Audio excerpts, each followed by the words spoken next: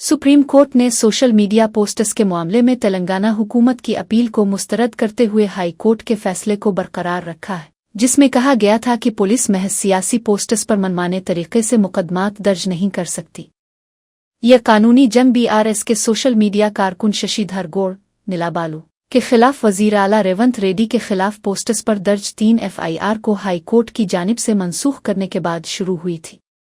Telangana high court ने police को वाज़ेह हिदायत दी थी कि वो सोशल मीडिया पोस्ट्स पर मैकेनिकी अंदाज में मुकदमात दर्ज न करे और इस सिलसिले में सख्त रहनुमा खतूत जारी किए थे।